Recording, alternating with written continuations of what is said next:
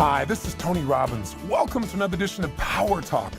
As I searched for the subject matter that I wanted to discuss with you in this month's conversation, this coaching session, I found myself going through a series of subjects and saying, nah, that's not important enough. No, that's not strong enough. I have pretty high standards. And then I thought for a while, and I thought, I have to find something I'm truly passionate about because I don't have a script. I get up here and I apply the principle I'm going to talk to you about today. It's a principle that has affected me not only in the last week, but virtually my entire life. It is a principle that I think carries the difference between knowing what to do and doing what you know. It's the principle that gets you to utilize things. It's the principle that gives you that peace of mind, that sense of centeredness, that sense of strength and power that makes success inevitable, even if you're going through challenges in the moment. It's a principle that I saw applied, or I guess I should say I found it to be a significant issue with virtually every human being I dealt with in the last week. And that's why I want to bring it to your attention. And it's been a heck of a week. Most of my weeks are pretty phenomenal, but as I was waiting here for them to tweak our sound system and work on the equipment here to make sure I could have this conversation with you, I wrote down who I've talked to this week, and I realized I've talked to 400 teachers. I spoke to over 1,000 children on a different day, from kids from 4 years old to 11. I visited with a little boy for some time with bone cancer. I visited with a woman who's had a nervous breakdown because she was raped and her son has bone cancer, the mother of that boy. Sat down with the owner of a professional sports team and one of the most successful business people in the country as a whole. Got a chance to meet and talk briefly with a gentleman who's probably the greatest athlete in history of his sport. I got a chance to visit with a gentleman on that same team who's a phenomenal player, but right now is running into some major challenges. I got the chance to visit with my son who's dealing with some of the similar issues, the similar subjects as he tries to master a new position in a sport called baseball. He's taken on third base, something he's not done before. Got to use it within myself many times as I began to explore what would make the difference in some decision-making I was considering. And I found this same essential ingredient that we're going to talk about here absolutely critical to some of the important decisions I was making in steering the destiny of some of my companies in the last week, making some tough decisions, some important decisions to steer us long-term where we want to go. This element, this ingredient, this process that I'm going to talk to you about is the force that gave Columbus the power to go across the ocean. It's really what gave Gandhi not only the power to endure, but the power to lead his people to a new level. It's what Churchill used to send the English language into battle and get Britons to stay together. It's what somebody like Kennedy used to make sure that he didn't blink when he faced Khrushchev. It's what a guy by the name of Martin Luther King talked about with such passion when he talked about his dream. What am I talking about here, and how does this relate to you? Have I got you hooked? It's a pretty important subject, isn't it? I'll tell you what it is, very simply. I want to talk to you about the power of the human paradox known as certainty. This emotion that the use of which can absolutely guarantee that you will utilize what you know to the fullest extent, and the lack of its use can virtually guarantee that you cannot achieve anything that you have the capability of creating in your life. The paradox, however, is too much of it in the wrong places at the wrong times can virtually seal your fate. This process can ensure your failure where success could have been certain. You see, all human progress comes from consistent and committed action, from decisive action. And yet, there's a factor that we owe that power to. It's the power to deal with obstacles, to break through fears. That's the emotion of certainty. And we all know what it's like to be uncertain, to be fearful, to be unsure. We know what that does to us. It causes us to question, to doubt, to worry, to hold back, to be immobilized. To be certain is that physical vitality, that energy that can push us through the barriers. So the question is, what is certainty? Well, if we look at a basic definition from the dictionary, you'll say it's something that's fixed. It's something that's settled. It's something that's proved to be true. It's dependable, reliable, indisputable. Something that is assured in the mind. Its Latin root is from the word certus, which means to sift, to discern, to decide. So how in the heck do we create certainty? How do we create this emotion? Where does it come from? It's that same magic ingredient, by the way, that not only affected all these people I talked about, not only does it affect these great leaders, but we see it every day. We see it in our children. When all of a sudden they're willing to go for it. You see it in their eyes. You see it in their step. You also see when it's missing. You know it within an instant. It's in our physiology. And by the way, it's that same magic that gives Michael Jackson those incredible moves. That's what charisma is. It's that certainty that comes out of somebody. It's that energy when they walk by, when they look you in the eye, when the way they stride, the way they move, the way they smile, the way they shake hands. We all love it in people. We want it. We're drawn to it like magnets. That's what charisma is all about. And every one of us has charisma. All we got to do is turn it on. You can do it anytime by choice. See, rarely can a human being accomplish anything of any true long-term value with hesitancy as the emotion, or with fear, or with uncertainty. So it's such a powerful resource for human beings, and yet so few people tap into it on a consistent basis. Leaders do. That's what gives them the power to lead. Achievers do. That's what creates the capacity to accomplish. Givers, that's what gives them the capacity to give. That sense of certainty that what they're doing, what they're giving makes a difference. That's what a healer does. Healers have that sense of certainty. That's what heals. We all have this power to tap into it. You've had moments in your life when you felt that sense of certainty, when you were on a roll, when it was flowing, when you knew nothing could go wrong in that moment. It was just there for you. And we've all had those moments too, where we couldn't find an ounce of certainty, where we were in a position where we felt like nothing in the world was certain. Our friendships, our future, our emotion, maybe our health. Have you been there? I know I have. Every one of us have been there at times. But what is incredible to know is that we can have certainty in a moment as long as we don't depend on the outside world as the source. As long as we understand and we know in our gut that this essential to life is available the moment we decide to employ it, that it's not something we need to reach for, that it's something we must let out. As long as we know not only that it is there, but we have the skill and the capacity to utilize it in a moment's notice, then there is no dream that you can dream that you cannot achieve. I've watched people transform, and in that same week, I've seen people who months ago were on a major roll and now have begun to deteriorate in their level of certainty, of faith, of power, of focus. You know, it's interesting, it's all a choice. One of the many great joys I had was to get a phone call from a friend of mine named Jeff Arch. Jeff, I'm sure you're listening to this, my friend, and I send my love out to you. Jeff is a gentleman who came to one of my Date with Destiny seminars, and at the time he was a martial arts instructor. And we had a really great talk. We were talking about his destiny, and we spent some time. And what he always wanted to do was to write movies, but he just didn't feel, what would you guess? That's right, certain enough to really give expression to that dream, to really live it. He sure felt certain about his ability to move his body. You know why? Because he's done that a million times. And what he was doing was wonderful as a martial arts instructor, but it wasn't his real dream. And so many of us settle for something less than we can be just because we don't employ this emotional muscle called certainty when we really need it. Well, you know what? On that day, we had a great conversation, and we helped him to expand that emotional certainty. And he went back and started using that muscle, using it on a daily basis, and writing his tail off. He was not supposed to succeed. In fact, everybody gave him a great sense of, what would you guess? Certainty, that everybody's a writer. Everybody says they're going to write a hit movie in Hollywood, and nobody ever does. It's like 0.1%. It's absurd. It's never going to happen. Fortunately, his certainty was generated internally, not based upon what had happened before him, other people's failures, other people's ideas, or what the experts had to say. He stuck with it.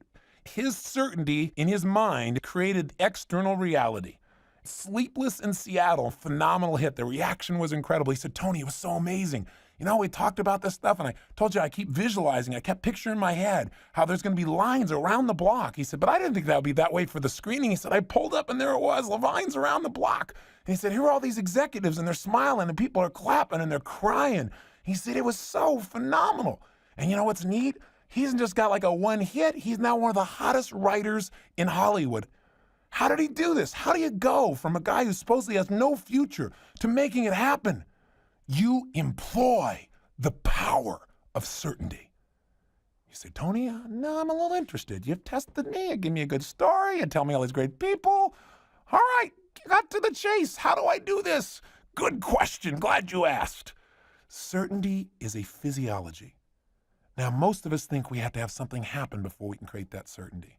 We think that, you know, all of a sudden everybody has to tell us we're great. or all of a sudden we have to get A's on our report card, or we have to get encouraged by the people around us to tell us that our vision is real. Every great leader has learned how to create that certainty inside first. In fact, I heard an interesting story recently about Disney. They said that when they opened up Epcot, there was a reporter that was talking to Roy Disney, and he said, "Roy, God, it's too bad that Walt never got to see Epcot." And Roy just looked over at him and smiled. He said, "He saw it first. That's why you're seeing it." That process of creating in your mind what you want to see in the world, and not just doing it where you say, well, that would be nice, where it becomes a magnificent obsession, where you feel there is not one sense of doubt within you that what you have thought, what you have decided, what you have resolved will become real. That has the power to give you answers. So let's not talk about this. Let's not discuss this. Let's have you use it right now. I'd like you right now to stand up, because I want you to experience this in your body, because I've talked about this issue before. I've even talked about an exercise I'm going to have you do, but I don't want you to talk about it. I want you to do it. I want you to experience in your body what I'm talking about, what goes beyond words, what really creates results. Okay? And here's how I want you to do it. Stand up. Now, if you're in your car, this is somewhat more complex. Okay? But if you're sitting somewhere, stand up and try this with me. What I want you to do is, if you can, and again, if you're not in the car, I want you to close your eyes. And what I want you to do is I want you to think about something. Now, by the way, if you're still listening to me and you're not standing, stop this tape and stand up, rewind, and let's do this. Come on, let's do it together. I don't want you to just get this intellectual concept. I want this to be a power talk that absolutely impacts your destiny. That will only happen if what I talk about ends up in your body, not just in your mind. So stand up right now. Now, as you stand there, close your eyes if you can. And what I want you to do is I want you to imagine you want something you want to have happen in the future. And as you think about it, I'd like you to first kind of like hope that it'll work out. We've done this before, right? We've talked about this. Experience it in your body, though. I hope it works out. I hope I can make it happen. I hope things work out. I hope so. I hope I don't screw up. I hope. Just kind of hope. And just stand the way you do when you're hoping. Adjust your body and just really put yourself in a state of hoping. Oh, gosh, I hope so. I don't know. Yeah, I hope so. I hope it works out. Breathe the way you do when you're hoping. Put the kind of look on your face like you do when you're hoping. And by the way, if you're sitting in a car, you can still do this with your eyes open and imagine what you're like when you're hoping. Just don't hope that you're going to miss the car in front of you whenever you do. Feel certain about that. But seriously, put yourself in that state of hoping. And notice what you picture when you hope it'll work out. You might picture, what do you picture? Oh, I hope so. I hope I don't screw up. Hope it works out. How do you breathe? How do you feel? What's your body like? Now put yourself in a state of uncertainty. Now become uncertain, where you're almost worried. Put yourself in a state of uncertainty. You're really unsure. You don't know. Maybe a little tinge of worry there. Stand the way you do when you're a little bit worried, a little uncertain. And notice what you do differently. Go for it. Come on, actually do it. And if you say, well, I don't know what to do, Tony, just do it. Just trust yourself. Just change your body anyway. Trust your instinct. The first thing that you would do. If you're really worried, how would you stand? Where would your arms be? How would you breathe? What's your posture like when you're really worried? Is there tension in your body when you're really worried? When you're uncertain? When you're unsure? Do you wobble back and forth? What do you do when you're not sure? What do you picture when you're not sure? What do you say to yourself when you're not sure? How does this feel to be unsure and maybe a little bit worried? Just notice how it feels. And now, go into hope again. Go a little bit more certain. Oh, I hope so. Just feel that and see if there's any change in your body. Come on, try it. I know it sounds third grade, sounds a little weird, sounds bizarre. You don't know what to do, but do it anyway. Trust yourself. Now, go from that state into a state of absolute certainty, absolute intensity, where you know there is no question in your mind that you can achieve what you're thinking about. That thing you want to have happen in the future, make yourself feel certain right now, where you expect it to happen. There is no question in your mind whatsoever. Stand that way right now. Assume the physiology you'd have if you were completely certain you were going to achieve what you're focusing on. If there was no question in your mind, if you expected it, if you absolutely knew its achievement was certain. Breathe the way you do when you're absolutely certain. Put the kind of look on your face like you do when you're absolutely certain. Is there a gesture? Is there something you do with your hands when you know you're absolutely certain? What do you do? What's that connection? What's that feeling? Create it in your body, create it in your face, and add some excitement to that certainty. Will you expect it, you know it, and you're a little excited about it. Notice how you're standing now when you feel this way. Notice how you're breathing. When you know this is going to happen, when you feel that certainty, what do you picture in your mind? What are you picturing now that's different than before? Feel that certainty in your body. Feel it in your voice. What do you say to yourself when you know it's going to happen, and how do you say it? Trust yourself. The first thing that comes out, just notice it. Now, do you feel any difference between feeling certain and feeling uncertain? Go back to uncertain for a second. You go, no, I don't want to do it. Go, just do it. Just do it for a second. Notice how that feels like. Notice what happened to your shoulders. What happened to your breathing? What happened to your balance? What are you focusing on when you're all of a sudden uncertain or a little worried? Yeah, notice the difference. And then get certain again immediately. Instantaneously get certain. Certainty is a physiology. It's a choice. Create it in your body right now. You know it's going to happen. Create that feeling in your body where you are absolutely certain you expect it, feel it again, and lock that feeling in. That is, anchor it in, if you know what I mean by that. If you don't, act as if you know what I mean. Just lock that feeling into your body. Know what it feels like. Remember it. Connect with it. Now, you can sit back down. Now, I got a couple questions for you. What did you notice was different in your body when you were certain versus uncertain? Well, I'll give you some examples of what people tell me. See if these come along with your list. First of all, what was your body like in a different way? Most people say when they're uncertain, when they're a little worried, or even when they're hoping, their shoulders tend to drop. They tend to lean to one side or the other. Or sometimes they wave back and forth a little bit. They don't feel solid. They don't feel connected to the earth. Oftentimes they say what they're picturing is they see it working out and they also see it not working out. And then by having both those images, of course, they can't feel certain. Oftentimes people say, well, when I felt like I was hoping, I felt passive. But when I felt certain, I felt like doing something. Did you experience that? Could you feel the difference in your body? I mean, really, did you really feel it? If you don't, get up and do it again until you can feel the difference. But most importantly, I want you to get something else. You created that certainty. How fast? Boom, in a heartbeat. And you did it by choosing to have it. Now you might say, well, Tony, that's really great. So now I feel certain. I'm very positive. So what does that got to do with it? That's not going to make me successful. You're right. Certainty by itself will not create success. Certainty must be attached to skill. But you know what? There are a lot of people that have all the skill on earth, but they're missing the emotional certainty, so they do not employ it, and they will never achieve what they want. I can also tell you that if you get enough emotional certainty as you seek an answer, you will find it, even if you've never had it before. I don't know of a more important human emotion to cultivate daily than this sense of certainty. And I want you to know this emotion is practical. You know, most of us are afraid to employ our certainty. You know why? I don't want to get all certain about something, get myself all worked up, have all this hope, all this belief, all this certainty, and then what if it doesn't work? What if I put all this uncertainty and I invest myself emotionally and I have all this, my identity tied up in this thing and it doesn't work out and then I crash and burn emotionally? That fear keeps you from having the certainty you need. That's what uncertainty creates, fear. You've got to choose one or the other. You can't serve both masters. Once you've done all your homework, once you've investigated, once you know you're on the right track, you must invest all your emotion. And yes, sometimes you're going to be certain and you're going to be wrong. That is a risk. But which risk is greater? To give your all in the wrong way and discover and learn from it so you can apply yourself better in the future, or never to employ the most powerful force that moves the human spirit? Let me give you some examples of how I've applied this in the last week. And again, if I was going to find an emotion that I try to transfer to people more than anything else, it's more important than the skill is the sense of certainty that something will work. Because if you don't feel certain it's going to work, you're not even going to try. You're not going to invest yourself.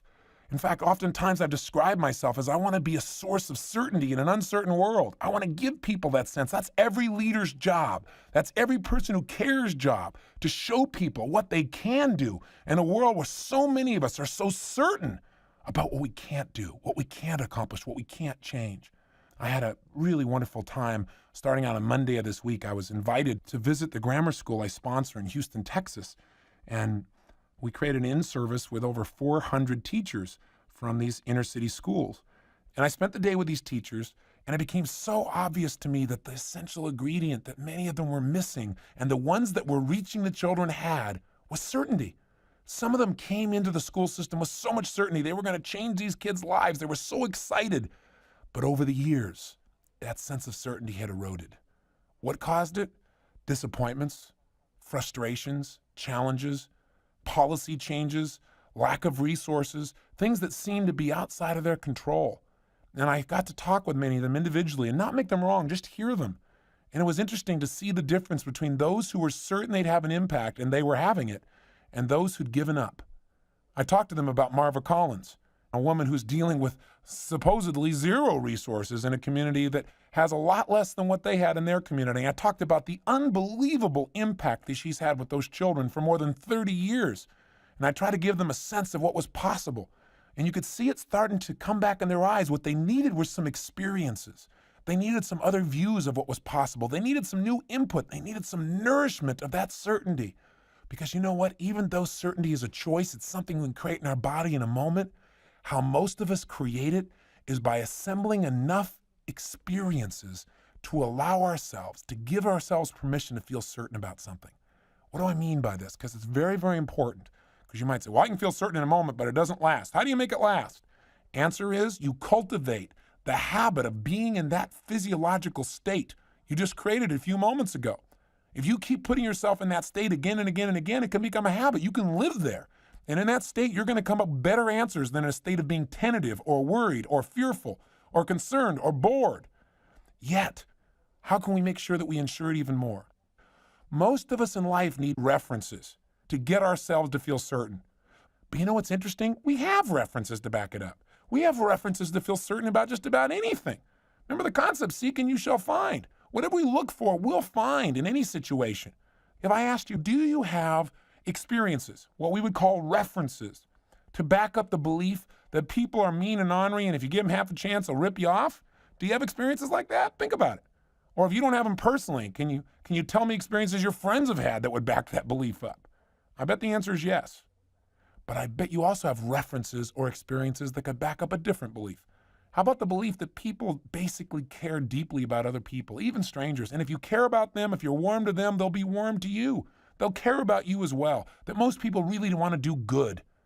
Now, do you have references to back that up? You know darn well you do. So the question is, which one are you certain about? That people will rip you off or that people will be good to you? Well, it has nothing to do with reality. In fact, it doesn't even have to do with your experience. It has to do with which experiences you vividly focus on most, which ones you assemble into this thing we call a belief, which ones you choose to create a tabletop of certainty about. Is this making any sense? See, I want you to understand that we can build references to create certainty where in the past you've been uncertain. That it doesn't just have to be something you do in your body, that it can be something you do in your mind and body so you are completely congruent. How this related to these teachers was pretty significant, to say the least. Because as I asked these teachers, I said, do me a favor, write down for the next 5 or 10 minutes everything you believe about teaching. And I want you to identify, write down all your beliefs, both positive and negative, like be dirt honest with yourself. Just draw a line down the middle of the page. On one side, write all your empowering beliefs, and on the other side, all the things that are disempowering. And I said, you know, when you do it, even write down those things that intellectually you know better, but emotionally they still affect you. Which of course means if they emotionally affect you, you're more certain about them. So go ahead and write it down. And I wrote them all down, and then I asked for examples. And it was amazing to hear some of the things they said. You know, you've got to understand that a lot of these teachers work in a community where many of the students come from very challenging environments, inner city type environments. Some of them live in homes that really aren't much of homes, both from the standpoint of having a family there to support them, and even from the standpoint of having food and shelter that's even adequate. And to give you an idea, one of the teachers raised her hand and she said, well, I guess one of my disempowering beliefs is that hungry children can't learn. So I began to realize that if she is certain about this, here's an example where the paradox begins. Do you see how this could destroy her capacity to use her own resources to help these children? Or worse, do you see how this will be a weapon against the child, even though that's not its intent? Or now all of a sudden, it's something that could destroy the child's ability to learn. I was sharing with the teachers, most of them had heard of it, but not really thought about in a long time, the Pygmalion effect. You know the studies, I'm sure, where they take teachers and they give them a few select students, and they tell the teacher in advance of the student entering their class that these 2 students are absolutely outstanding, but they will slough off if you give them half a chance, so you've got to make sure that you cultivate them and challenge these children. Because if you do, they're phenomenal. If you don't, they'll seem like the worst students you got. And of course, these students get this incredible focus from the teacher. The teacher expects them to do well. She's certain they're going to do well. When they say they can't do well, she does not buy their certainty. She is certain inside because she knows what's really true. And what's amazing is they become the most outstanding students. And in the studies that they've done most recently, they don't just take students at large. They take problem students who've never done well and give them to these teachers. That's the power of the Pygmalion effect. But it's also scary when a teacher thinks a student has a sense of certainty that a student will not be able to learn for whatever reason. They're hungry, they come from a poor background, they're not good in a certain set of skills, they're a slow learner. Whatever that sense of certainty is the teacher has, it becomes a reality for that student as well. So you see, this is a perfect example where certainty can be used as a tool of empowerment or a weapon of destruction. And it does not matter the intent. That's the scary part. Most of us are not conscious about the sense of certainty we have and the effect it has on other people. While I was at the same school the very next day, now, by the way, this is a school, if you don't know the story, where the principal at this school is a phenomenal woman. She's been to our Date with Destinies and our certifications and mastery programs, and she's applied it all to the school. And it's a public school. And they have from kindergartners to the 5th grade there. And they have some phenomenal teachers there. The vast majority of the teachers at that particular school, they understand the power of certainty. I was dealing with teachers from the entire district, and there were phenomenal teachers in other schools as well. But like any group, there are teachers that have the total commitment to the children, but they are missing the emotional edge that gives them the ability to impact the way that they want to. The point of the matter, though, is these kids, I come back once a year, and I visit every single classroom and meet with all the children, and they usually put on a big assembly for me where they apply our techniques. And it's pretty hysterical. I walk into this huge auditorium, and there are all these children. They start clapping in unison like at one of our seminars, and they're just phenomenal, absolutely phenomenal kids. And I sit down, and this little boy gets up and introduces it, and then each class does a presentation of applying our technology, the things you and I have been talking about through these tapes, and how they're using it in their lives. One of my favorite skits was one class that got up, and they did their version of The Wiz, The Wizard of Oz, but the play. And they did the song from The Wiz, Ease on Down the Road. And they talked about how each character got up and did this little description of how a particular value would help you to ease on down the road of success. And while the children are doing this, and I'm smiling broadly and just thinking how phenomenal it is that what you and I are talking about is impacting these kids in a tough area of the community. And some of the people next to me, the principal and some of the teachers are whispering to me and telling me some of the stories of success of the children, and just beaming. Then all of a sudden they tell me that the Tin Man, a really handsome, tall, strong African-American boy, has got bone cancer, and that he is in a wheelchair, and that this is the first time he stood in a few weeks because he really wanted to do this for me. And you could not tell to look at him. He did everything perfectly. He walked like there was nothing wrong. He danced. He seemed to ease right on down the road. And I thought, oh my God, the boy's probably 9 years old, 8 years old. And I thought, what can I do? What can be done? And so I thought, if any gift I could try to give this young man, it would be a sense of certainty that he can deal with what's going on. So I decided to seek out his mom to see what I could do to help. And one of the first people I thought about making certain that this boy was exposed to is the very man you're going to hear from, Dr. Deepak Chopra. And as I looked for her, I didn't have to look very long because she came up and found me. She tapped me on the shoulder from behind. And as I turned, I saw this woman. She, as you might guess, looked like a wreck. Here was this incredibly dignified, very beautiful woman who obviously has committed herself as a professional. You could tell by the way she held herself, and yet she was shaking like a leaf, and she had so much fear in her eyes. And I said, hi, and she said, well, that's my son, and she started telling me the story, and I said, yeah, I'd heard. I said, I want to tell you, there's no absolute guarantees for anything in a situation like this, but there are certain things that can be done that can increase your boy's chances. And I can tell you that one of them that you must change is you can't stay in fear. I said, looking at you right now, I said, you're shaking like a leaf. You have every right to feel this way. It's natural to feel this way. But if your son looks at you and sees you in this state, he's going to be afraid he's going to die. Because no matter what you tell him about how you believe he's going to get better, your body shows me otherwise. Your face shows every person you meet otherwise. So I said, for your son's sake, you're going to have to create this sense of certainty. You're going to have to create this faith. You're going to have to go beyond what you have here on the physical level. You got to do everything you know how to do. You got to see the right doctors. And I've got somebody I want to recommend to you specifically that I want to make arrangements for you to be able to visit with. I said, but more importantly, you've got to start now with that sense of certainty so you can translate that to him, because if he has no sense of hope, his body's going to know that as much as anything else. She shook her head and she said, yeah, I'm trying. I said, you cannot try. I said, do you remember the Star Wars series, those movies? She said, yeah. I said, do you remember that second movie when Yoda was working with that young man, Luke Skywalker, and he was trying to get him to lift up that ship out of the water. And Luke Skywalker went over and he efforted and started to make a little progress, and then he gave up. And he said, "You asked the impossible." And he looked at him, he said, "No, not the impossible." And Yoda looked over there and concentrated like crazy and created that sense of certainty that allows us to tap into a force beyond what we understand intellectually. And gradually he lifted up the ship and flew it across. And Luke Skywalker said at that moment, "Wow." He said, "I couldn't believe it." And Yoda says, "That is why you fail." I said, in this case, you cannot afford to try to help your son. You must do whatever's necessary. And I said, so it's got to start with you. She said, well, there's a complication. I said, you can't stand here and shake like this. Let me help you. Let me show you how to change this. She goes, well, nothing's going to help me. She said, you don't understand. It's more than just my son. I said, well, what is it? And she said, I was raped on the job recently. She said, it destroyed me. And then I found out my son, and she said, I had a nervous breakdown and they hospitalized me. I said, so what's happening now? She said, well, I'm on all these drugs. And she's on Prozac, and she's on Valium and about 4 or 5 other drugs. She had a purse full of drugs, and she was shaking physically. I mean, continuously. I'm putting that across so you get the picture of this woman as she's talking to me. And I said, I don't care how many drugs you got in your body. The ultimate force in your body are the chemicals in your own system.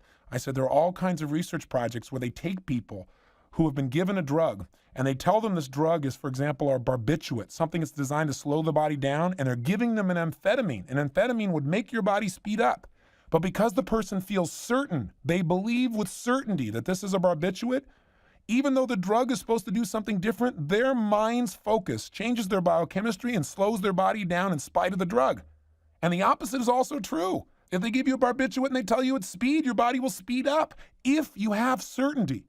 So I said, we can overcome this right now. I'm going to demonstrate it so you can feel it. I said, come over here. I said, here's what I want you to do. And I did the same thing with her that you just practiced earlier. I said, put yourself in a state of fear about this happening. She goes, I'm already there. And you could just see her shaking. She just began to shake even more. I said, now get out of that state immediately. Put yourself in a state of hope. She got a little bit better. She's still shaking. I said, put yourself in a state of certainty. Right now, stand like you'd be standing if you knew your son was going to get well and nothing was going to stop you from finding the answer. If you were completely empowered, if you expected him to be well, if you were certain. And she stood tall and her shoulders came back and her chest came up. I said, even stronger. And she began to breathe differently. I said, well, you know it's going to happen. Well, there's no more question in your mind, no more fear. And you could see the shift happen in an instant. And I began to create an anchor for her so she could go back to that state again and again and again. And I said, now how do you feel? And by the way, her shaking stopped instantly. She said, oh my God. She said, I feel incredible. She said, my stomach feels like it's fine. It's been upset. It's been constantly upset. I said, listen how you're talking now. Listen how you're breathing now. How do you feel now? She said, I feel like I could do it. I feel like I could do it. I said, now this is not a guarantee by itself. You've got to get a plan. You've got to get help. You've got to take action. But in this state, you're much more likely to get those answers than the other. And in this state, your son will get the message that there's not only hope, but he's going to be well. And I said, is that an important message for him to get? And she said, absolutely. And we kept doing this. She goes, yeah, but when you leave, this won't last. I mean, you're the one doing it to me. When you leave, it's going to go back. I said, oh, really? I said, am I doing it to you? I said, or am I telling you what to do and you're just happening to comply? Why don't you tell yourself? I said, go back to hoping and worrying. You're good at that. And she looked at me and said, I don't want to. I said, no, go do it. Go do it. She did. She started shaking like crazy. I mean, even though I've been doing this for years, it still blows my mind because it's so visible to see in somebody's body. And I said, now I'm going to walk away and you do it on your own. You get yourself certain, not by waiting for the world to tell you it's going to be okay, not for waiting for the events to be okay, to right now just decide, just like Disney. I told a story about Disney. I said, you got to picture it in your mind first. You can't wait for the world to show you. Everything that showed up in the outside world was first created in the inside world. I don't care whether it's health. I don't care if it's building a business. I don't care if it's being able to handle situations that are the toughest situations in your life. It starts in your mind. Do it now. And I walked away. I said, go ahead and do it. Change into certainty. And she did. I said, now go back to uncertainty. You're good at that. She goes, no, I don't want to. I said, go ahead and do it. I said, now change to certainty whenever you want on your own. And she did. And we did it again and again. It was so amazing. It was so beautiful. And you know what? I got to give her this gift, but I didn't give her anything. All I did was get her to remember. Remember what Socrates said, learning is remembering. We already have the gift inside of us. We're all looking for it outside of us. It's there. It's inside of you. It's inside of anybody else. But some of us need somebody to remind us where it is and get us to use it, not just know it, not just understand it. Intellectually, we all say, yeah, I know the power of certainty, but we don't do it. Do it consciously. Don't wait for the environment to give it to you. Otherwise, you're going to be a stimulus response animal instead of a spirit who's creating the world that you desire and that you've designed. I went over and talked to her son as well, and then I watched the two of them leave with huge smiles on their face and with certainty in her step. I also mentioned to the young man, I said, it's interesting that you were able to walk because you were so certain that you were going to do this. You were so committed. Nothing was going to stop you. I said, you need to invest that same commitment you got here to show me what you could do on the stage, to show me what you're going to do on the stage of your life from now on. You need to get yourself healthy. You need to invest all your power in doing it, and you will. Now you might say, well, Tony, you're giving this kid, undue faith. You're getting his hopes up. Oh, what would be better? To tell him he doesn't have a chance? What would be better? To tell him, well, I hope you get well? No, there's no guarantee of anything in life except one thing. If you don't employ your certainty, you will never touch your true gifts. There are certain things beyond our control, but anything that's within your control, you will only grasp if you are certain when you reach for it. And a part of your destiny you can control is the level of energy and commitment you invest in anything, and that is determined by the certainty you decide to have. After all, in the end, some people have died years ago because they really aren't living anymore.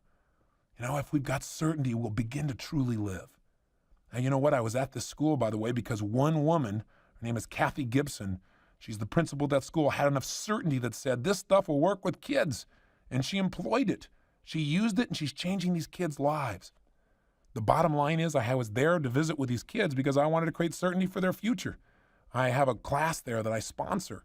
And these kids, as long as they stay in school and keep a B average, they stay away from drugs and alcohol, and they give 30 hours a year of their time to their community, which they've been doing, then I pay for their college tuition to give them a sense of certainty that if they really perform, if they give their all, that they've got a future, that they've got something that they can really shoot for.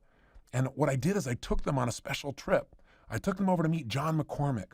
He's the gentleman who was Entrepreneur of the Year, started out as a policeman from the Bronx, was going to commit suicide because he lost it all, and has now become, one of the most successful business people in the country. So I took all the kids on a field trip to come see him for dinner, and we had it at John's house, which is a pretty phenomenal mansion there. And I told them before they went, I said, I'm taking you to this man's home, not so you think success means a house or a car or money, because it doesn't. But I want to show you that a person can take whatever they dream about and make it real in this country, starting from nothing, from scratch, with no support. I want you to have a sense of certainty you can make that happen. So you're not just hearing it come from me. I want you to hear another man's story. And it was phenomenal. He took all these children, and they all went through the house, about 40 of them. And he explained to them how he designed the house and his vision and where he started out and how he became successful by helping other people succeed and by caring about people. He has a series of haircutting salons that cut 60,000 people's hair every 7 or 8 days. And he described to them, filling the Astrodome with all these people. And these kids, their eyes got real big. And they took notes, and they have journals. And they've got a sense of possibility. And I can start to see in some of them a sense of certainty. A couple of them are catching on. They're getting enough what? Reference experiences to create that certainty, not only in the moment in their body, but by hearing the challenges other people have gone through, the problems they've gone through, and yet that they've succeeded, has begun to change these children's idea of what they're capable of. You want some hard facts? Try this on for size. In the last year, since we've been applying our technology and giving these kids a sense of certainty in their lives, violence has changed on a radical basis. Last year, they had over 900 plus incidents where they needed to take a principal involved, a disciplinary problem, or the police. And now we're halfway through this academic year, only a year later, and they've only had 79 incidents. I mean, how's that for some transformation? These kids are learning not only how to improve their grades, but how to improve the quality of their lives, how to work together, how to support one another. These teachers are supporting one another. I mean, this school is a model of possibility. I've been talking about it to teachers all over the country, and I began to think, what would happen if school districts all over the country began to do this? If they said, I'm not going to wait on the government. I'm just going to create the certainty inside. I'm not going to wait. What if they did what a Marva Collins has done? There are teachers like this everywhere. We can transform our society with this kind of emotion into teachers. But you know what? We're all teachers. We're all teaching one another every single day what's possible. We teach ourselves by what we're willing to challenge ourselves with, what we're willing to commit to. Those people that lead the field, they create that certainty when there's no reason to be certain. I don't care if you're talking business. I don't care if you're talking teaching. I don't care if it's a relationship you want to have. You're never going to get it if you walk up to somebody hoping that they're going to ask you out or hoping they'll say yes to you. You got to have that feeling. You got to create it inside yourself. Now, I've spent a lot of time about this concept of certainty. You might say, okay, I got it. I hope you got it. I hope you've gone beyond just understanding intellectually. Maybe you ought to listen to this thing about 10 times to get it in your body, right? That's when you really have it. It's not when you understand it. It's not when you say, I hear you. It's when you say, I feel you. I feel it. I know it. I'm using it. I'm doing it right now. That's when you really got it. Now that I've spent all this time telling you how important it is to be certain and how powerful it is and how that makes your life successful, now let me tell you something else. Being too certain can destroy everything you want most on earth. Plus, it can make you bored. What am I talking about? Well, as much as we want things to be certain, if we get too certain, we're not happy. That's where boredom comes from. We all want a certain amount of suspense. We want some drama. We certainly want surprise. If you knew what was going to happen, when it was going to happen, how it was going to happen, like for every baseball game, every football game, every movie, guess what? You probably wouldn't be very excited about going seeing them. We want surprises in our life. That's part of the dichotomy. It's part of the paradox. We want both of these emotions. We want to be certain everything's going to work out great, basically. And we also want to be sure that we're going to have some fun. And a lot of fun comes from not being sure what's going to occur. So we want to be able to cultivate that emotion. But even more importantly, being too certain about anything can cost you your business. It can cost you your relationship. It can cost you your health. It can shape society in a negative way as well. We all need some variety. And that's the challenge. We want certainty, but we want variety. And of course, it can be accomplished by being creative in our lives and understanding our needs for both of these emotions and using them where they're appropriate. You got to be willing to not be so certain. You got to be uncertain about things so that there's room for some new ideas to come in. In order to take full advantage of the power of certainty, you got to first be uncertain so you can get new information to get certain about. Does that make any sense? In other words, if you just stay certain with where you are today, you can't grow. You've got to make friends with uncertainty so that you're open, so you can take in new concepts, new ideas, new feelings, new thoughts, new beliefs, new strategies that you wouldn't even listen to if you're so certain. By the way, that's why most people tend to grow most when they're in pain. Because when things are going really well, they feel real certain about how it's going. They don't listen to anybody else. But when they got a challenge, suddenly you find people that are highly motivated to grow, to expand, to learn. Well, you don't have to wait until you have pain. Just learn to utilize uncertainty to break your pattern for a moment and do it directly. Do it intelligently. Schedule a time you say, for the next hour, I'm going to get rid of my certainty about these things and I'm going to entertain totally new possibilities. Do it consciously and you have some real power. So it's critical for us to have that balance in life, to know how to make uncertainty our friend, to know how to be able to induce that state so that we can create a pattern interrupt, so that we can truly learn and grow and expand at a brand new level.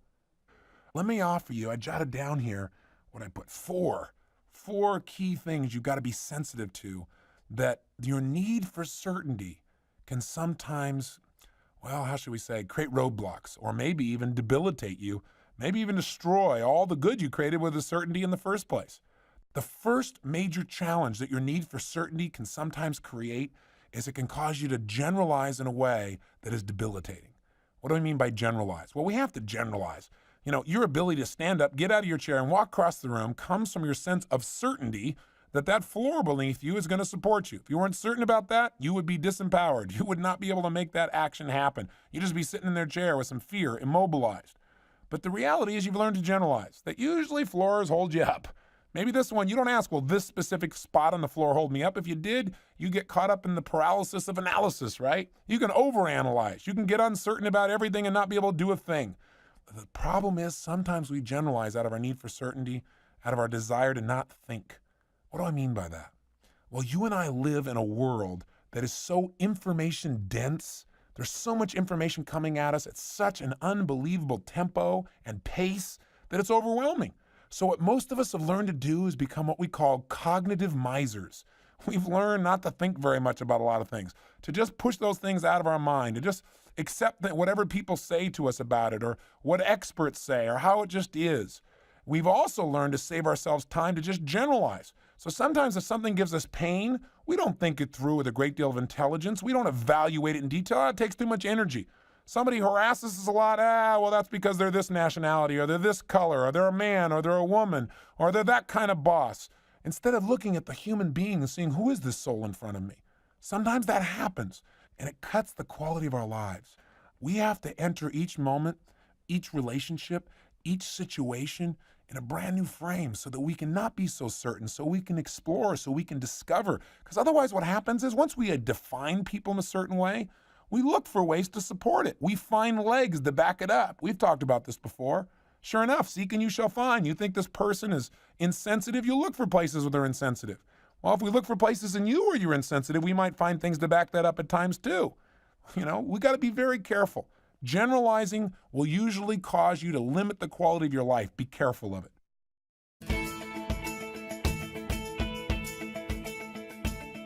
This session continues on the next CD.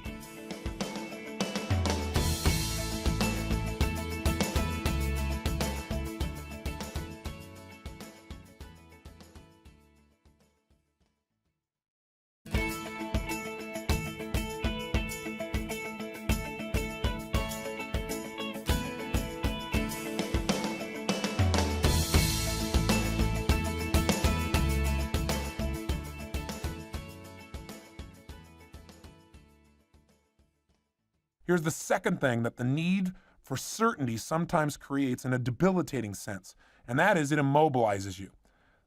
There's so many people that want to change something in their life, but they still don't do it. They know what they should change, they know how they should change it, they know why they should change it, but they still don't do it. They're immobilized. Why? Fear. Fear of the unknown. Fear of what? Uncertainty. That's why you want to make uncertainty your friend. So what are you talking about? If it's the thing that keeps me from taking action, that's right. Your fear of it is what keeps you from taking action.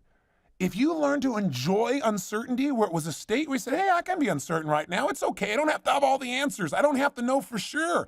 I'm open to discovery. Then you're empowered because the answers that you really want for your life to move the next level are in the realm of the unknown. I guess it just comes down to realizing that uncertainty does not equal pain. Uncertainty can be a source of tremendous pleasure. What's the third challenge that the need for certainty usually creates for people? Well, it creates this process called rationalization. Yes, indeed. Have you ever been in a situation where somebody did something and you knew that they knew that you knew that it was wrong? Are you confused yet?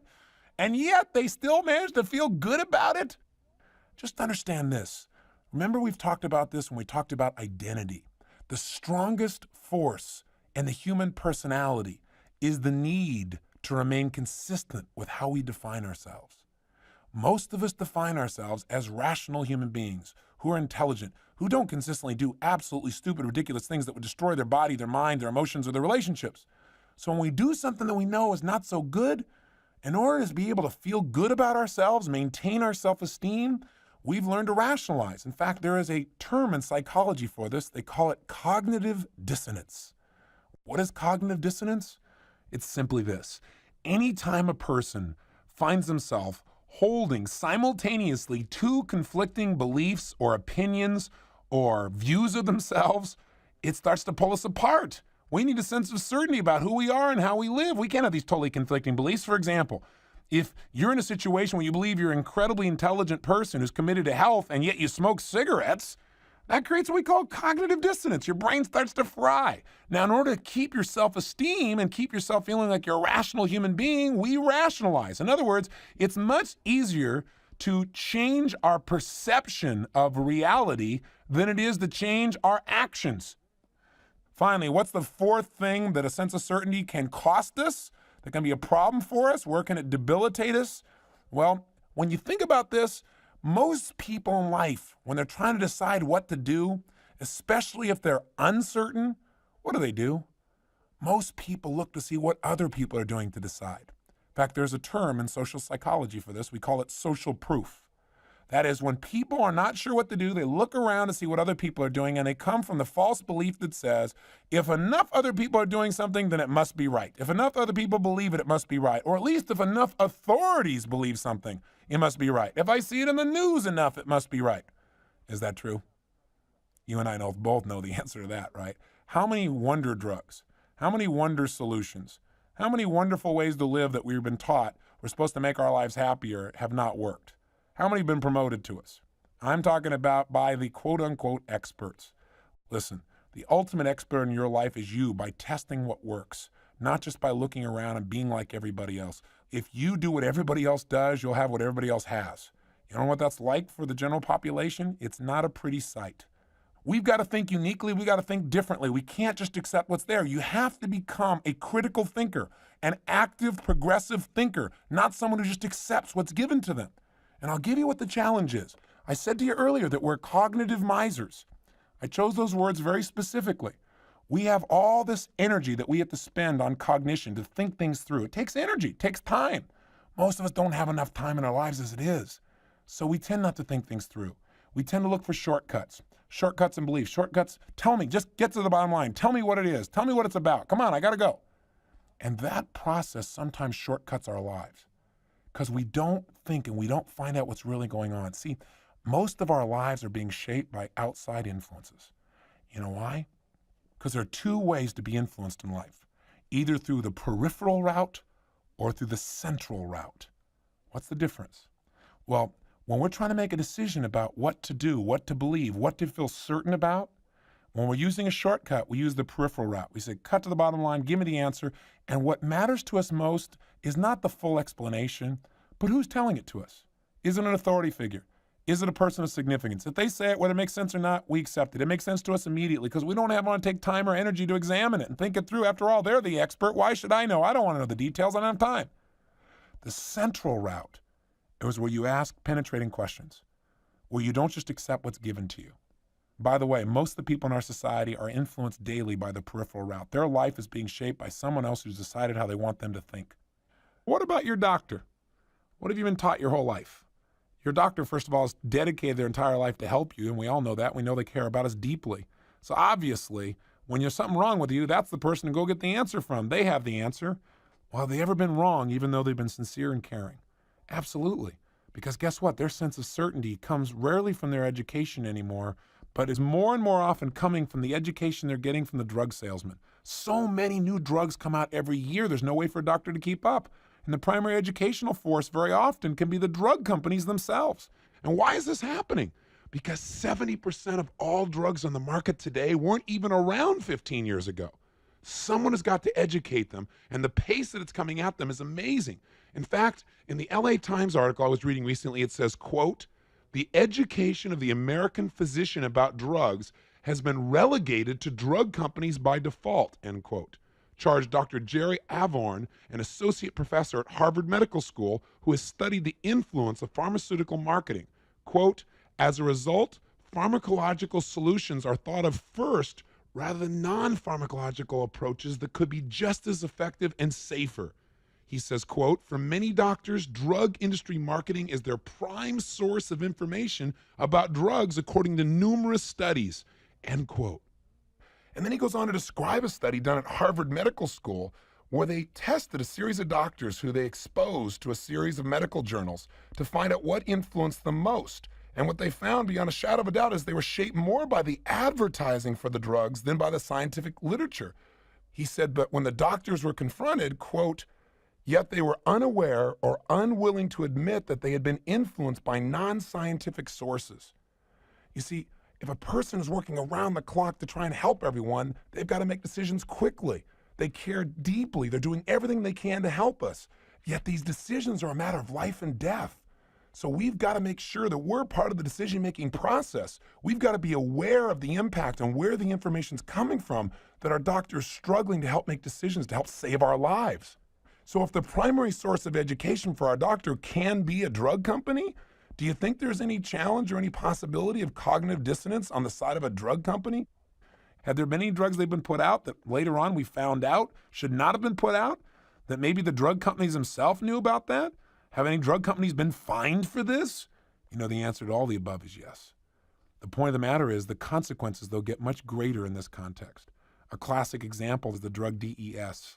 You know what? There are countless women all over the US who are incredibly angry because doctors are now telling them that they're suffering from their genital cancer or miscarriages or other reproductive difficulties simply because their pregnant mothers took DES, a synthetic hormone that meant, ironically, to prevent miscarriages at that time. And you know what? Doctors gave it en masse, right? But the ban came 30 years after these well-meaning doctors began prescribing DES to literally over 3 million pregnant US women. There are 300 companies that sold DES that are being sued all over the nation. Women that are going through radiation treatment and having their insides fried. Their fallopian tubes are shriveled up, and they found out they can't have children. I know this is graphic and doesn't sound like the usual upbeat power talk, but I want to get across to you something. If you allow someone else's certainty to influence your decision without you thinking through and analyzing the downside of anything, it can cost you that you value most on earth, your capacity to live healthfully. What I'm trying to say to you is there are consequences to having certainty because someone has told you what to believe in an area. Every single day, most people are making decisions about what to feel certain about, and what you feel certain about shows up in your body. I mean, look at this thing called AIDS. It's devastating the lives of hundreds of thousands of people. It's instilling fear in millions of people. In the beginning, many people thought, well, it's not going to affect me because it's a gay disease. But now we know a lot better. No human being who cares about anybody could possibly not feel for these people who are suffering throughout society, much less those that are living the hell of fear.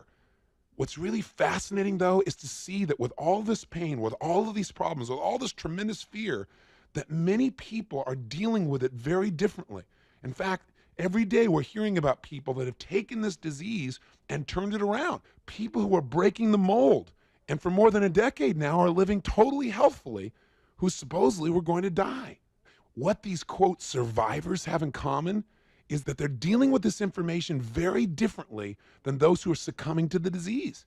They're taking in the information from authorities and they are questioning it. They are not allowing the fact that they have AIDS to be a death sentence.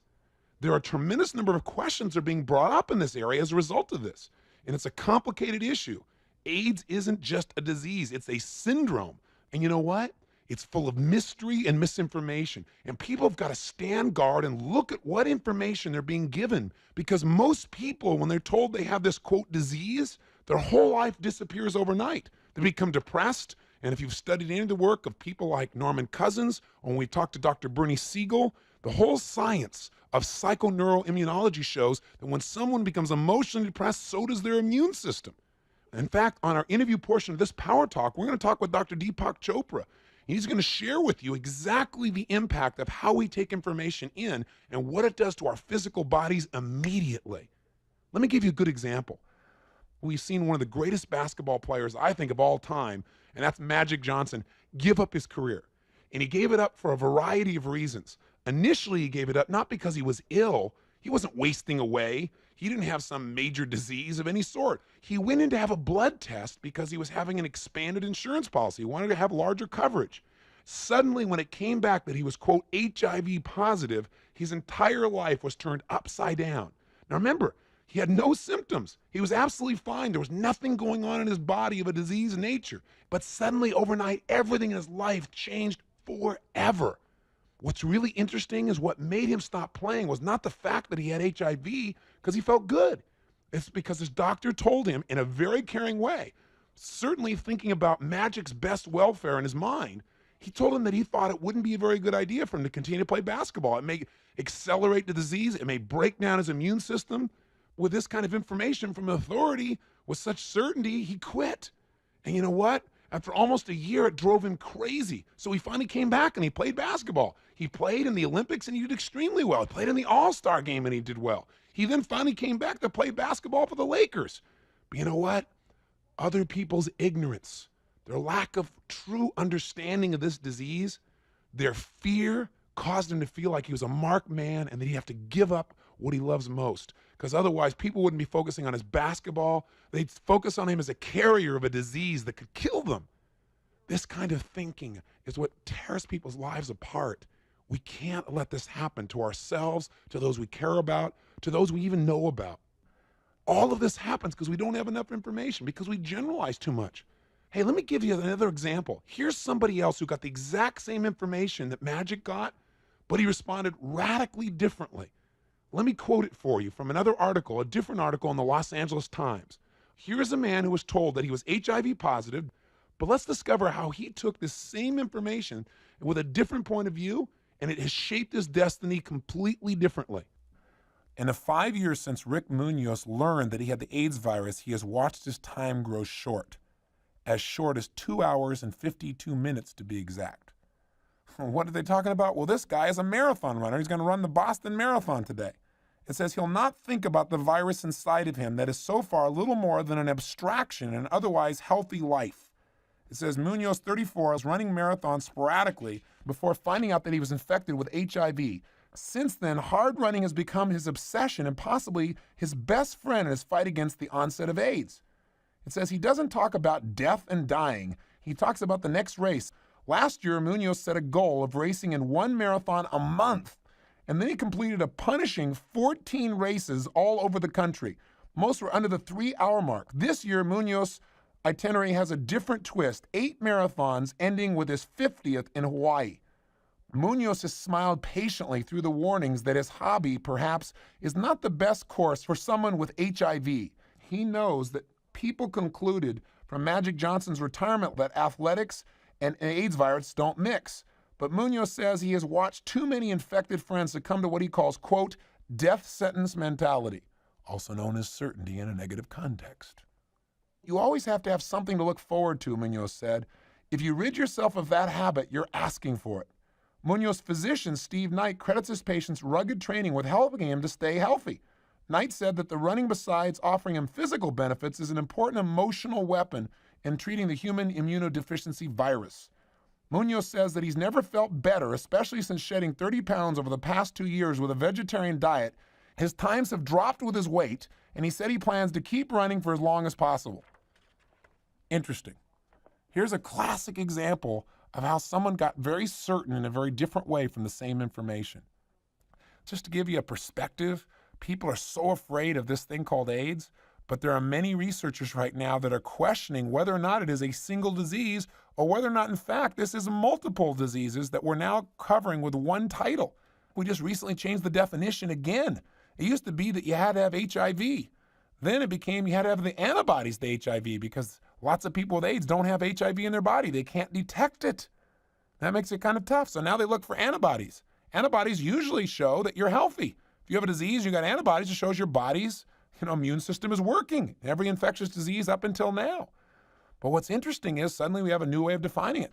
If you have any one of a series of other diseases that used to be known under other titles, they're all called AIDS now. Various cancers, cervical cancers, and one of the descriptions is because now what happens is if it's qualified as AIDS, there's funding for it. So for example, for a woman with cervical cancer, one of the things that's now being pushed is to make sure that that's considered to be another AIDS symptom. I'll give you a classic example. The number one AIDS symptom, the symptom that basically was the basis of creating the whole concept of AIDS, was Kaposi sarcoma. One of the original doctors to work in this area is from New York University's Medical Center. His name is Dr. Alvin Friedman Kine. He was one of the first physicians to associate Kaposi sarcoma with AIDS, and he now states that since the initial determination of this cancer as the definitive symptom of AIDS, there's a growing number of men with Kaposi sarcoma who have no HIV infection. The CDC now concurs with him. And what Dr. Friedman Kine also states now is that at least a small portion of people who've been diagnosed with AIDS because they have the cancer may not have AIDS at all. Now we're seeing this starting to happen with researchers all over the country. You read their research for people like Dr. Duesberg. This is a gentleman from Berkeley who is a member of the American Academy of Sciences. He's one of the first researchers to identify retroviruses, of which HIV is the basis. Duesberg was a pioneer in cancer gene research, and he was one of the first to map the genetic structure of retroviruses. So this is his whole expertise. He now flatly says HIV is not the cause of AIDS and could not be. I'll give you some quotes. Quote, "The AIDS virus will turn out to be the most colossal mistake in medical history." This is the guy from UC Berkeley, not some guy selling some potion or some little lotion in the back door someplace over in Venice. This is a top guy, American Academy of Sciences. He said, too, HIV infects and kills only an insignificant number of cells, about 1 in 10,000, and the body replenishes cells much faster than this. The metaphor he uses, it would be like trying to conquer a country by wiping out 3 soldiers a day out of a nation the size of China. It would take forever. It'll never work that way. So if this is really true, and I'm blown away to read all these different researchers that are now telling us this is true and showing it scientifically, how in the heck can we still have this massive fear campaign going on? Well, one reason is because people are truly dying. This is real. There are human beings out there that are suffering. But what they're saying is we got to look more closely and see what is the real cause, because if we try and treat a false cause, these people are going to die because of our lack of understanding what's really going on. We got to have enough compassion, enough courage to see what's happening. Now, I don't want to go off on a tangent on AIDS. It's not an AIDS tape, but I'm bringing it forth because it's a very potent metaphor. I mean, these are real people that are dying, that are suffering. Every one of us has got to care. It's something that affects every single one of us. And because we care, we've got to ask those important questions. Those important questions like, is the terror tactic the best approach? Does the fact that somebody have HIV, does that mean they're really going to die? Because if you tell somebody that, you bet there's a good chance they're going to start believing it and their body just may comply. So we've got to be so careful about what we believe or what we promote to other people to believe, because it shapes our destinies physically and our society as a whole. We've got to have so much caring, so much compassion that we don't just blow it off and say, oh, it's never going to affect me, nor do we just go off in total fear and say, oh my God, this disease may get me and destroy our lives. We've got to think critically. We've got to ask the questions most people don't ask. One researcher is doing that is a man named Dr. Joseph Sonnabend. He's a pioneering AIDS researcher, and he's the founder of the AIDS Medical Foundation, which then became the American Foundation for AIDS Research. And you know what? He stepped out and blown the whistle on those that are using this tactic of creating total fear in the population as a whole. He says he believes a lot of it is based around fundraising instead of really caring about the patients and meeting their real needs.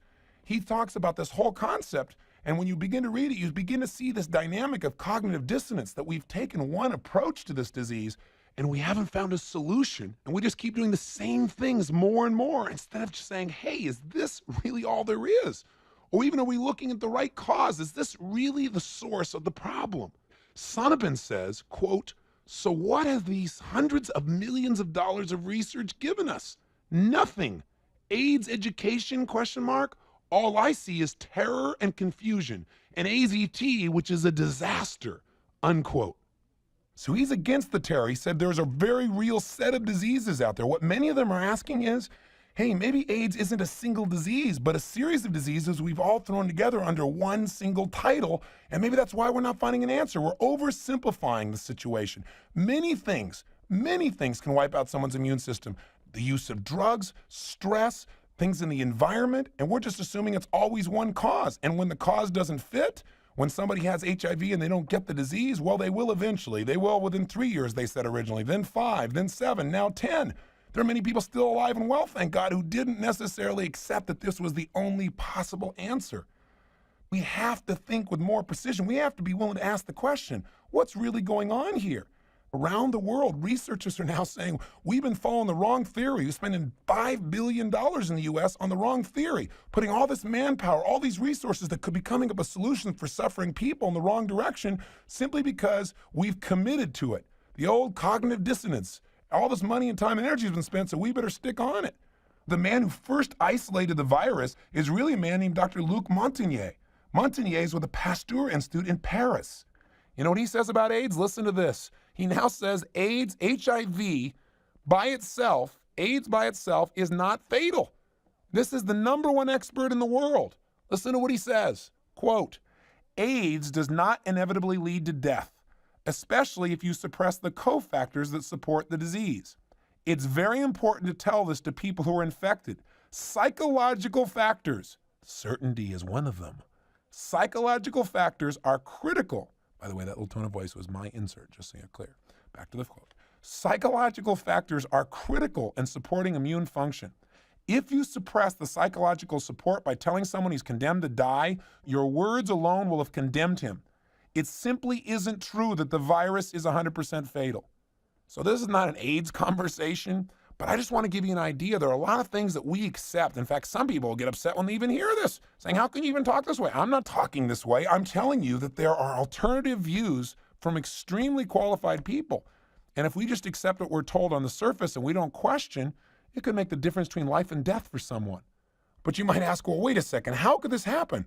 How could we be in a position where so many researchers believe the same thing? Well, maybe a little cognitive dissonance could play a role. When you ask Duesberg, how come other people don't ask these questions?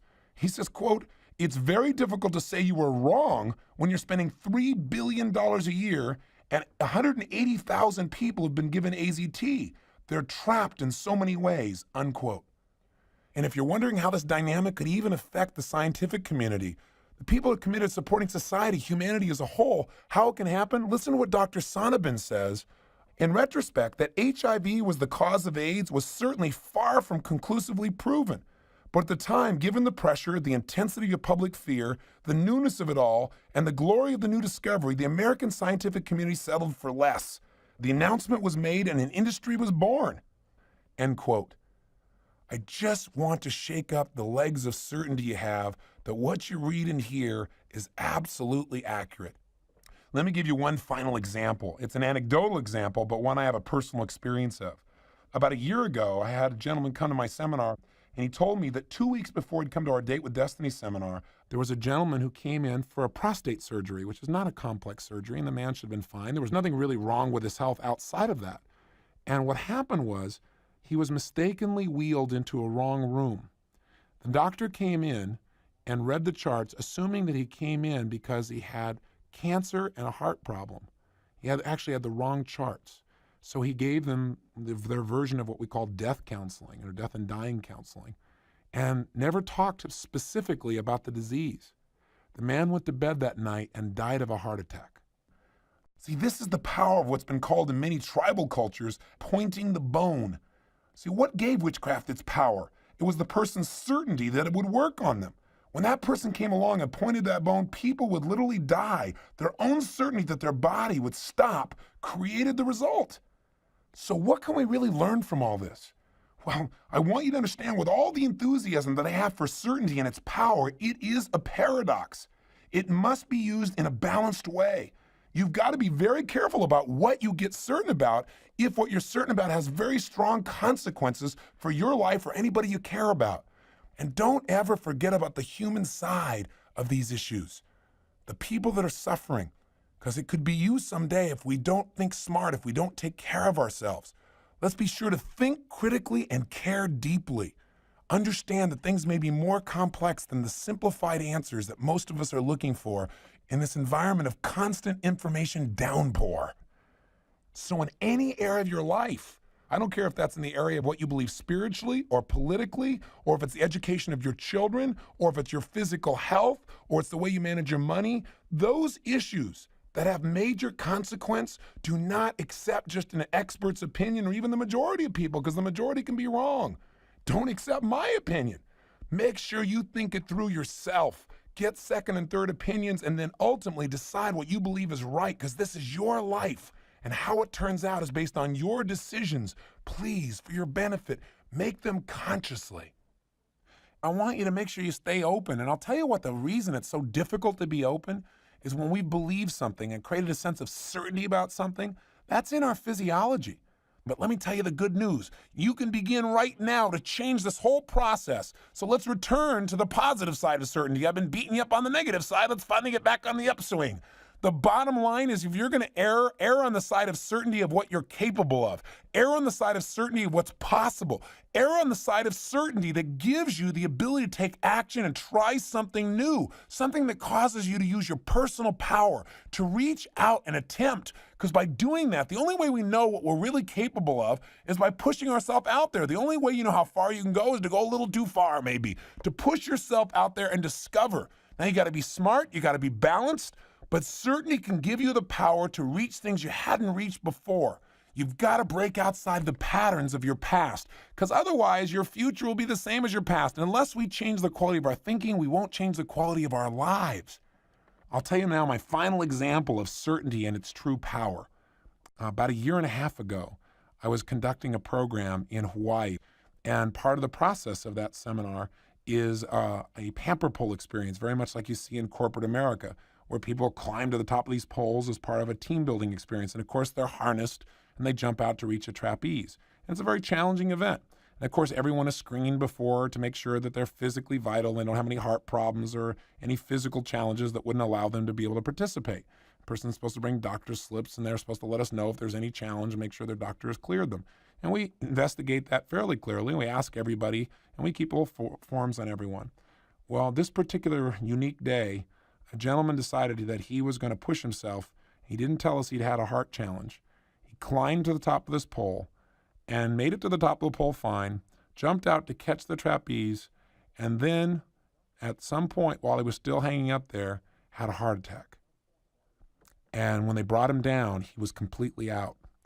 Fortunately, like any program we do, we always have professionals on hand, and immediately the professionals came and began to give him mouth-to-mouth resuscitation to check out what was going on.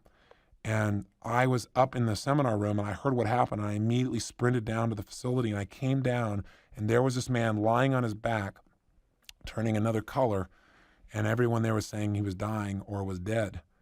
And the gentleman who was working to save his life, the paramedic, who was on site, not a paramedic from the hospital or in an ambulance, was pounding on his chest, giving him mouth-to-mouth resuscitation. And the shock device that you see, that I'm sure you've seen used on someone who's had a heart attack, is called a defibrillator. And the doctor on site was not listening to his pager, and he had locked his office, and so it wasn't available. So we called immediately in an ambulance. Unfortunately, on this particular island of Hawaii, we were waiting 20 minutes and still there wasn't an ambulance there. And several doctors were on site, emergency technicians who were in the programs, as well as those we'd hired to be on site. And by the time the ambulance came and they began to shock this man, he was, on the little recording, he was flatlining. And everybody around him was totally silent, and they said he was dead, that he was gone. And you can imagine the intensity of emotion. And so some people started to talk to him a little bit, and somebody else said, "Shut up, don't do that, be quiet." And I found myself in a place of questioning. That's how you create doubt. That's how you keep yourself from being certain. Ask yourself lousy questions. I started asking myself some lousy questions like, oh my God, what's going to happen? How could this be? I mean, why would God do this? All questions that will not make anything better. And then I started asking, what could we do? What could we do? Something's got to be done. And I saw people starting to talk to him, and I went back and forth, and people were looking to me to know what would happen. I didn't know what to do. All I knew is that this was beyond imagination. And so I finally turned and I thought, I'm not certain what's true, but one thing that I would hope is true, and I would say, is to do nothing will make no benefit. We've got to try and stimulate this man. We've got to stimulate his nervous system, and talking to him has got to be one way. I know from people that were in comas who've come back out and said that when people said they were gone, they could still hear something. And so I used that as a reference, and I said, let's talk to him. Let's talk to him about why he needs to stay here. Let's talk to him about what's most important. Who here knows him? And we started talking to him personally, and I started talking. We all started asking him questions. We started saying things. This man on the ground who supposedly was dead. And you could see some of the doctors just shaking their head like we were wasting our time. And we got more and more intense, and people started saying things that he had laughed about earlier, and things that he'd been challenged by, and stimulating and talking about his family and all these different things to stimulate him. And yet as we did this, he continued to just flatline for another 10 or 15 minutes. And finally, they put him on a stretcher, and they put him in the back of the ambulance, and I started to get in the ambulance, and the doctor pulled me aside, and he said, "Tony," he shook his head, and he said, "Look, the man is dead." He said, "Don't waste your time. He's gone. He's been dead for more than 30 minutes. He's gone." And he said, the only reason they're doing this is because you keep telling these guys to keep working on him, but shocking him, it's worthless. He is dead. He's gone." And I said, "I just don't accept that. I don't accept that." I said, "We've got to do everything we can do." I said, "You know what? Maybe he's gone. Maybe you're right. But if I'm going to err, I'm going to err on the side of giving him every possibility. I am certain. I got to stay certain that he can make it." And I just slammed the door in front of the guy, and I got in the ambulance. And meanwhile, by the way, I kept talking to this guy, and I had one other doctor with me that believed that talking to him could make a difference. And so we kept shocking him and going after him, and we took the next 30-minute drive to get to the hospital. That's how far it was on the big island of Hawaii, going through winding roads with the thing screaming. And meanwhile, the ambulance driver is going crazy. He thinks I'm stupid for talking to this person. He's mad. He's blaming me. He's blaming our group. He's blaming everything, saying, this guy's dead because of us. And you can imagine the kind of feelings I had while he's saying this to me. And I had to just shut him out and remain certain, keep talking, and keep stimulating this man, do everything I could, kept these people going. And about halfway to the hospital, we turned a curve real intensely, and the defibrillator spun and smacked the side of the wall of the ambulance, and it stopped working. Now here's this man who's been gone for 30 minutes or 40, 45 minutes at this point, and we don't even have a way to stimulate him electronically. I thought to myself, you know what?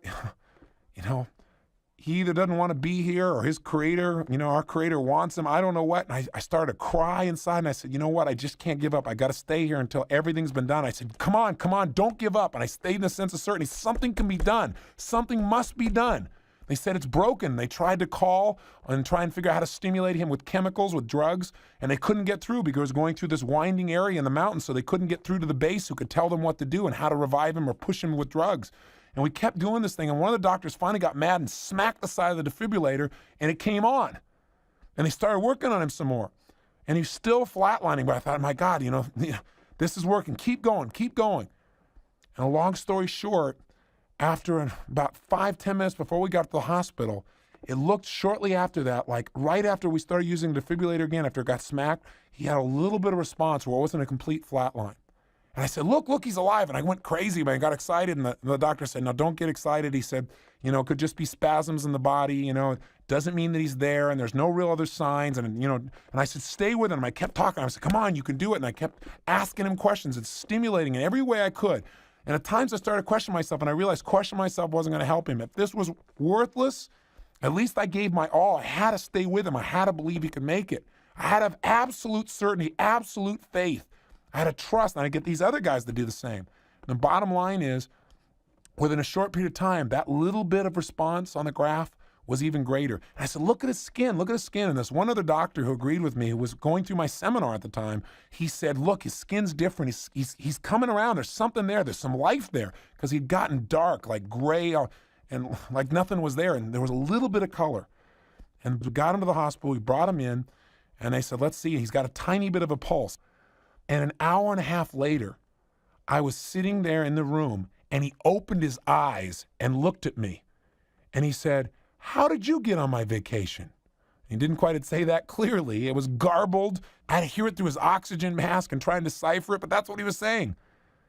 And by the way, his name was Howard. And they still said he's not out of the woods yet. And I said, if he's made it this long, if this guy was technically dead for 45 minutes or more and he's back, he's back. And I tried to talk to him and be with him, and I stayed there. And then I came back to the seminar. I'd left the seminar, and I left a couple of people to run it. We had about 1,000, 1,200 people there, and they're all as worried as you can imagine. They all thought for sure he was dead. And I got up and I told people, I said, he made it. And you know what's fascinating? The doctor who told me he was dead thought I was lying. He thought I didn't have enough guts to tell people the truth. So he called the hospital, and then he couldn't believe it. So he drove there to see this guy personally. And the next morning, he got up and shared with people, and we got it on videotape, talking about how he's been through 3,000 of these in emergency care, and that there is no way, this man was dead, there's no way, this was a miracle. And he said, the miracle was all of you people out there and the absolute faith and certainty he created. He said, I have no other explanation for it. And the guy started crying, and he said, all it makes me think about is all the people I gave up on because I didn't stay certain maybe long enough. And I said, listen, rather than crying about that, who knows what was right? But it's obvious, I think everything happens for a reason. And I said, I bet you're going to operate a little differently in the future based on this. He shook his head. He said he just couldn't believe it. He couldn't believe it. But it made him reevaluate everything he was doing in his practice. And the reason I bring this story up, besides the fact that it's one of the most potent examples of my life, of faith, and I don't have the hallucination that I made this guy live, because I know that I don't have that kind of power. But I do believe that our joint focus and certainty made sure they kept treating him all that time, because as the man said, the doctor said, they would have quit after 15 minutes of flatlining and there was going to be no reason to continue. Our certainty made him continue to be treated, and he made the decision, or whatever you believe spiritually, to be here. But I received a note from him. His name is Howard. And it said, Dear Tony, I couldn't let another Thanksgiving go by without thanking you for saving my life. That is the power of certainty. I didn't know what to do. I decided to err on the side of certainty that would make me act and give my all. He could have just as easily passed away. That wasn't something I could control. But I could control making sure that we did everything we could physically do to support him. Can you imagine how that makes me feel?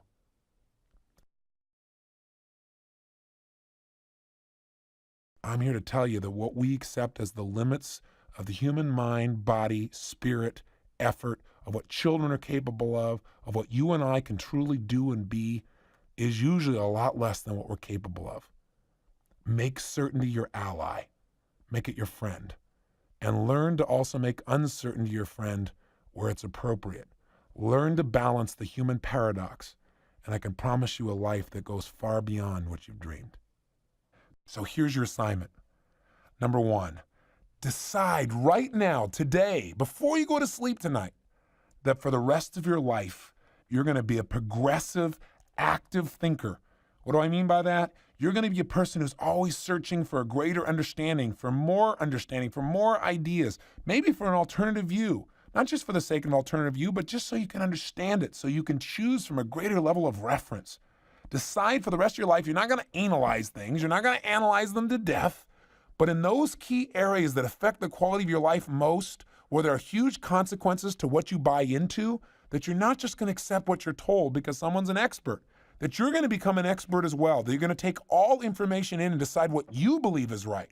And those areas are your mind, your body, your relationships, the things that we call our identity, what we believe about ourselves, your money, your economics, your potential, beliefs you have, the sense of certainty you have about what to believe politically, spiritually. These are issues that have consequence. There are only about a half dozen or so that really impact our life most. Decide what they are and decide to really constantly expand your knowledge in those areas. Become an expert.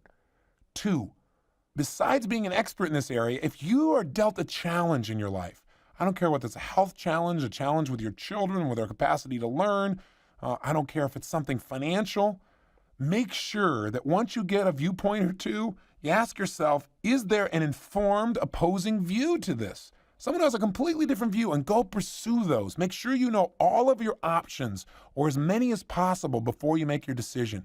Now, obviously, you have to put a limit on the amount of time you put into any decision making. Otherwise, you get into the paralysis of analysis. 3, cultivate the sense of uncertainty in certain areas. When you start being totally certain, you think it might be limiting you. If you got a negative belief, the way to get uncertain is ask yourself lots of questions, something you were sure of. It's good to make uncertainty your friend, to get curious, to begin to wonder about those things you used to just accept. 4, decide that if you're ever in fear and you're trying to make a decision, that you will not make a decision out of fear. It almost always will be the wrong decision, unless you have zero choice, like it's an instantaneous thing. Decisions out of fear usually cause us to go with someone else telling us what to do.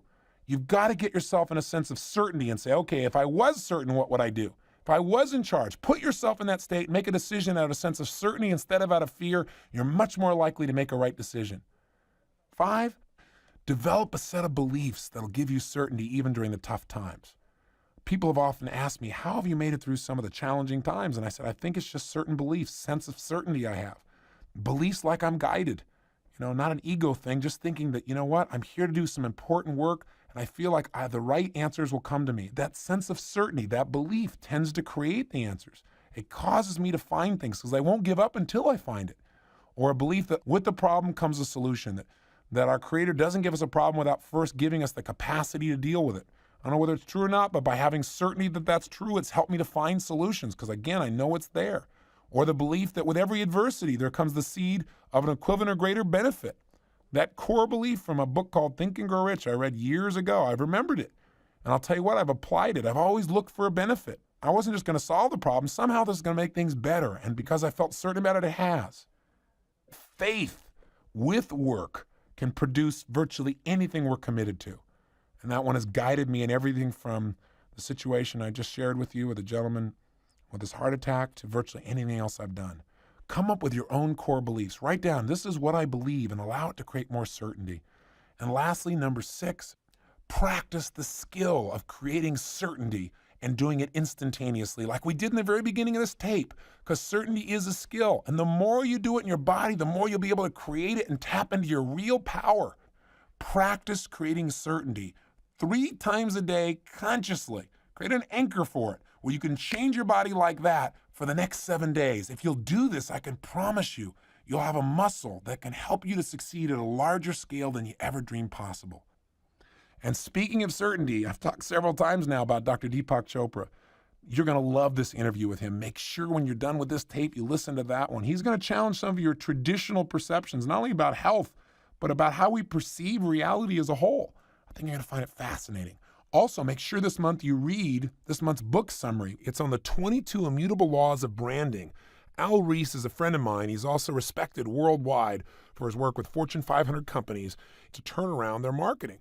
You know, we live in a world where everybody is trying to figure out how to get everyone else's attention, and a brand is the most powerful way. How to build it and how to keep it is what he's done. And he's put in a book that's so thin that, frankly, it's almost a book summary by itself. It's taken the very best of it all. So please read the book summary and go get the book itself. You can read the book in an hour. My goal is to get you exposed to his work. I think you'll find it absolutely invaluable in your business life.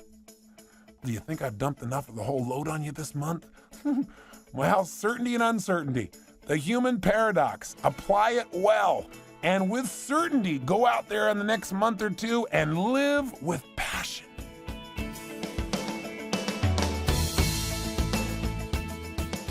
Hi, this is John Zahodi, producer and editor of PowerTalk. Tony just discussed with you some highly sensitive information on AIDS and some other medical issues, and this requires us to include the following statement. The creators and producers of PowerTalk do not prescribe any of the materials, techniques, or concepts presented as a form of treatment for any illness or medical condition, nor is it the intent of the creators and producers to diagnose or prescribe. The intent is to offer health-related information to assist you in working with any health specialist you may choose, now and in the future, recognizing that within the health, medical, dietary, and exercise fields, there are widely divergent viewpoints and opinions. Before beginning any practice related to health, diet, or exercise, it is highly recommended that you first consult a recognized medical professional. Should you choose to make use of the information contained herein without first consulting a health professional, you are prescribing for yourself, which is your right, and the creators and producers of this program do not assume any responsibility whatsoever under any conditions or circumstances. Now, I hope you'll consider carefully the information Tony has discussed with you, because I believe it's extremely important. And please stay with us through the months ahead, because we have some great issues of Power Talk coming your way. Thanks for listening.